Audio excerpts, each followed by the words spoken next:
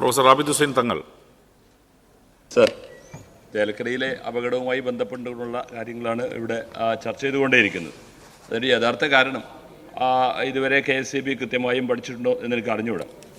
അതിൻ്റെ ഒരു പുതിയ സംവിധാനത്തിൽ ABC UG കേബിളിലേക്ക് മാറ്റാനുള്ള ശ്രമമാണ് നടക്കുന്നതെന്ന് പറഞ്ഞു. അതിന് ആവശ്യമായ ദ്വിതി RDSS പോലുള്ള സംവിധാനങ്ങൾ നടപ്പിലാക്കുന്നുണ്ട്. പക്ഷേ അതിന് തനതായ ഫണ്ട് കൃത്യമായി ലഭിക്കാതിരിക്കുകയും അത് നടപ്പിലാക്കാതിരിക്കുകയും പോകുന്ന ഒരു അപകടാവസ്ഥ ഇതിൻ്റെ ഭാഗമായി നടക്കുന്നുണ്ട്. അതുകൊണ്ട് തന്നെ ABC കൺട്രോൾ ഗ്രൂപ്പ് ഉപയോഗിച്ച് വൈദ്യുതി കണക്ഷൻ നൽകാൻ വേണ്ട എന്തെങ്കിലും നിയമ നടപടി KSEയുടെ ഭാഗത്ത് ഉണ്ടായിട്ടുണ്ടോ?